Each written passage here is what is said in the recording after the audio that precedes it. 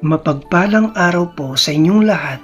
Ngayon po ay araw ng linggo, ikapito ng Disyembre, ikalawang linggo sa panahon ng pagdating ng Panginoon. Pakinggan po natin ngayon ang mabuting balita ng Panginoon. Pagbasa mula sa aklat ni Propeta Isayas. Sa araw na iyon, sa lahi ni Hese ay lilitaw ang isang hari, tulad ng supling mula sa isang puod. Mananahan sa kanya ang espiritu ng poon.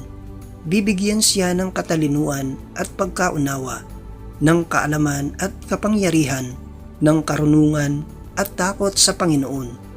Kagalakan niya ang tumatalima sa poon. Hindi siya hahatol ayon sa nakikita o batay sa narinig sa iba. Bibigyan niya ng katarungan ang mga duka, ipagtatanggol ang karapatan ng mga kawawa.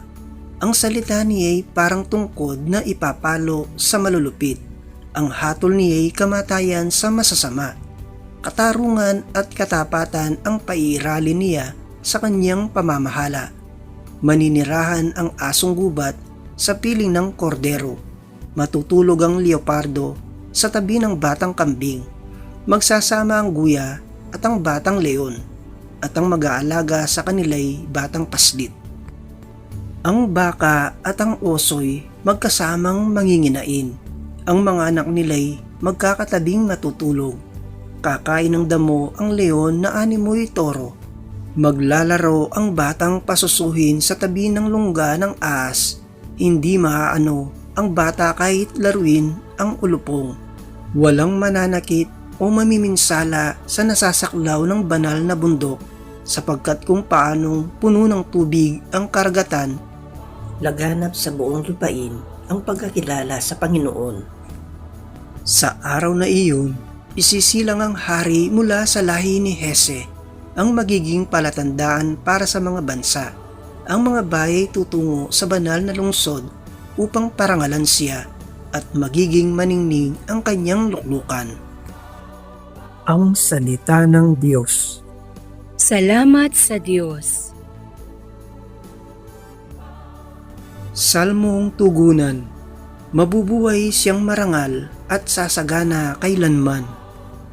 Turuan mo yaong haring humahatol ng katuwiran sa taglay mong katarungan.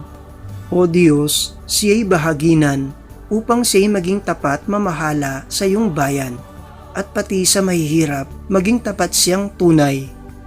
Mabubuhay siyang marangal at sasagana kailanman. Yaong buhay na matuwid sa kanyang kapanahunan, madama ng bansa niya at umunlad habang buhay. Yaong kanyang kaharian ay palawak ng palawak, mula sa ilog Euphrates, sa daigdig ay kakalat. Mabubuhay siyang marangal at sasagana kailanman. Kanya namang ililigtas ang sinumang tumatawag, lalo yaong nalimot ng mga taong mahihirap. Sa ganitong mga tao'y siya'y lubhang nahahabag, sa kanila tumutulong upang sila ay maligtas. Mabubuhay siyang marangal at sasagana kailanman. Nawa yaong kanyang ngalan ay huwag nang malimutan, manatiling laging bantog na katulad nitong araw. Nawa siya ay purihin ng lahat ng mga bansa, at sa Diyos silang lahat dumadalangin. Hari nawa, pagpalain kaming lahat, tulad niyang pinagpala. Mabubuhay siyang marangal at sasagana kailanman. Pagbasa mula sa sulat ni Apostol San Pablo sa mga taga-Roma. Mga kapatid, anumang nasa kasulatan noon pang una ay nasulat sa ikatututo natin, sapagkat lumalakas ang ating loob at nagkakaroon ng pag-asa kapag binabasa natin ang mga aral na matatagpuan dito. Loobin nawa ng Diyos na nagpapatatag at nagpapalakas ng loob na mamuhay kayong may pagkakaisa kay Kristo Jesus. Sa gayon, sama-sama kayong magpuri sa Diyos at Ama ng ating Panginoong Hesukristo. Kung paanong kayo'y malugod na tinanggap ni Kristo, Gayon din ang gawin ninyo sa isa't isa upang maparangalan ninyo ang Diyos. Sinasabi ko sa inyo, si Kristo'y naging lingkod ng mga Hudyo upang ipakilala na tapat ang Diyos at tinutupad ang mga pangako niya sa mga patriarka at ang mga hentil na may magpuri sa Diyos dahil sa kanyang habang. Ayon sa sinasabi ng kasulatan, kaya't papupurihan kita sa harapan ng mga hentil at aawitan ko ang iyong pangalan. Ang salita ng Diyos. Salamat sa Diyos. Aleluya, aleluya. Daan ng puong nariyan na, tuwirit hiyanda sa kanya. Pagtubos niya'y makikita. Aleluya, aleluya. Ang mabuting balita ng Panginoon ayon kay San Mateo. Noong panahong iyon, si Juan Bautista ay dumating sa ilang ng Judea at nagsimulang mangaral. Sinabi niya, pagsisihan ninyo at talikdan ang inyong mga kasalanan sapagkat malapit na maghari ang Diyos. Si Juan ang tinutukoy ni Propeta Isaias nang sabihin nito. Ito ang sabi ng isang sumisigaw sa ilang. Hihanda ninyo ang daraanan ng Panginoon.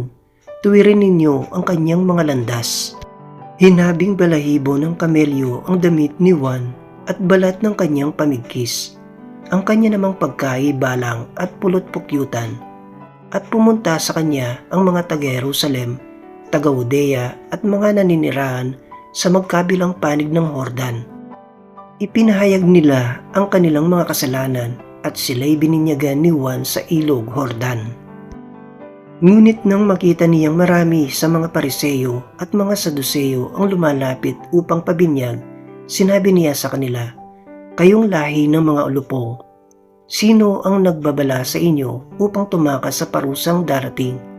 Ipakilala ninyo sa pamamagitan ng inyong pamumuhay na kayo'y nagsisisi, at huwag ninyong ipangahas na kayo'y anak ni Abraham.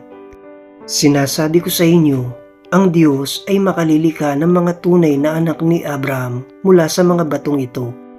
Ngayon pa'y nakaamba na ang palakol sa ugat ng punong kahoy.